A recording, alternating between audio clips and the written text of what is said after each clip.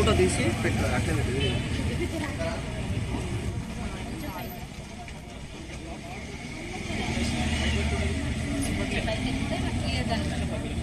రాఖీ ఇట్లా పెట్టండి దానికి.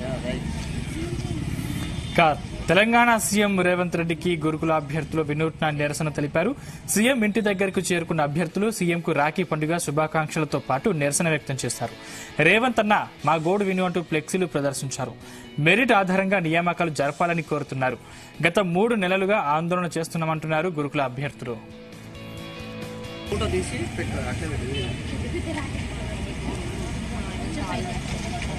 గురుకుల అభ్యర్థులమండి.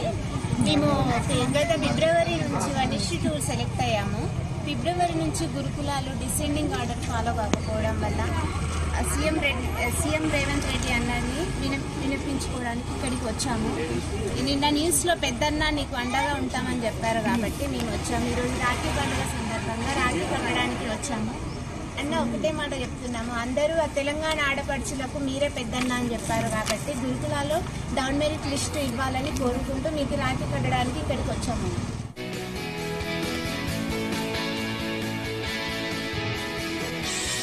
రైట్, ఇదే అంశానికి సంబంధించిన మరింత పూర్తి సమాచారం మా ప్రతినిధి శ్రీచరణ్ అందిస్తారు. శ్రీచరణ్.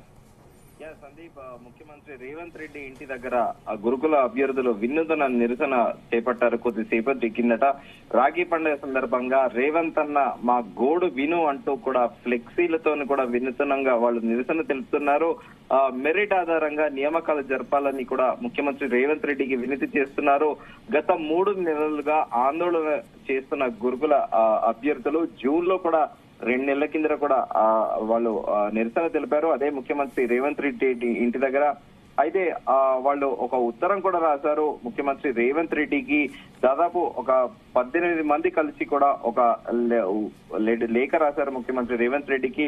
శ్రీయుత గౌరవనీయులైన తెలంగాణ ముఖ్యమంత్రి శ్రీ యనుమల రేవంత్ రెడ్డి గారికి మాది వినతి, ఒక రిక్వెస్ట్ అంటూ కూడా విషయము TREIRB చేపట్టిన గురుకుల నియామకాల్లో డౌన్ మెరిట్ లిస్ట్ ఆపరేట్ చేయడం గురించి మీ వద్ద ఈ ప్రస్తావన తెస్తున్నాం. పై విషయానుసారం తమరికి విన్నవించున్నది ఏమనగా గురుకుల బోర్డులు చేపట్టిన నియామకాల్లో 9,210 పోస్టులకు డిసెండింగ్ ఆర్డర్ పాటించకపోవడం వలన వివిధ నోటిఫికేషన్లకు సంబంధించి పోస్టులు కేడర్ వేరైనప్పటికీ కూడా కొన్ని పేపర్లు ఉమ్మడిగా నిర్వహించడం వలన చాలా మంది అభ్యర్థులకు ఒకటి కంటే ఎక్కువ ఉద్యోగాలు రావడం జరిగింది.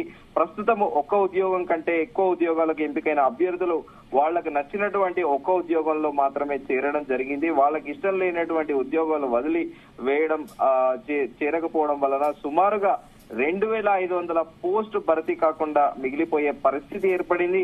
ఈ విధంగా భర్తీ కాకుండా మిగిలిపోతున్నటువంటి పోస్టులను తదుపరి మెరిట్ అభ్యర్థులతో భర్తీ చేసే విధంగా ఇదివరకే ఉన్న సుప్రీంకోర్టు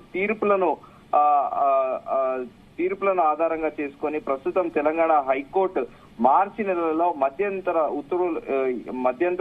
ఉత్తర్వులు ఇవ్వడం జరిగింది. అయినప్పటికీ కోర్టు తీర్పు అమలు చేయకుండా లీగల్ సమస్యలు వస్తాయని చెబుతూ గురుకుల బోర్డు కాలయాపన చేస్తోంది. ఇప్పటికే తెలంగాణ హైకోర్టు GOMS నెంబర్ 81 ను సవాల్ చేస్తూ 5వ మధ్యంతర ఉత్తర్వులు జారీ చేసినప్పటికీ వారు GOMS 81 ని అడ్డంకిగా చూపిస్తూ హైకోర్టు ఇచ్చిన మధ్యంతర ఉత్తర్వులను అమలు చేయకుండా కాలయాపన చేస్తున్నారు.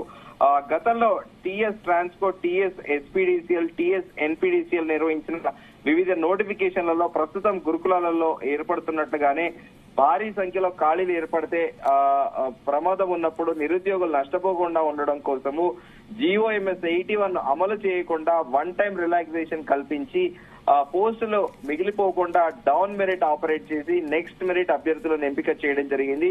కావున గురుకుల నియమాల పోస్టులు మిగిలిపోకుండా నెక్స్ట్ మెరిట్ అభ్యర్థులతో భర్తీ చేసే విధంగా మా సమస్యను త్వరతగిన పరిష్కరించి మాకు న్యాయం చేయవలసిందిగా కోరుతున్నామంటూ కూడా ముఖ్యమంత్రి రేవంత్ రెడ్డికి గురుకుల అభ్యర్థులు ఒక విన్నపం చేశారు. అయితే గతంలో కూడా మనం చూసుకుంటే 3 నెలలుగా కూడా వివిధ అంశాలపైన ఇటు గురుకుల ఉపాధ్యాయులందరూ కూడా నిరసన తెలుపుతున్నారు.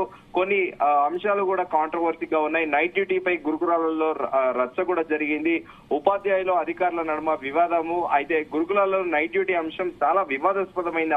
అప్పట్లో ఉపాధ్యాయులు అధికారులకు కూడా తీవ్ర స్థాయిలో కూడా ఈ రచ్చకు తెరలేపింది. ఎందుకంటే ఉత్తర్వులతో సంబంధం లేదన్న అకాడమిక్ అధికారులు వారికి తెలియకుండానే ఈ జనరల్ అధికారులు కూడా నిర్ణయం తీసుకోవడము. దీంతో అప్పట్లో చాలా వివాదాస్పదమైంది. ఆ సొసైటీ సెక్రటరీ ఉత్తర్వులు గురుకులాలలో నైట్ డ్యూటీ వేయడం ఏంటి అనేది కూడా తీవ్ర స్థాయిలో కూడా విమర్శలు వచ్చాయి.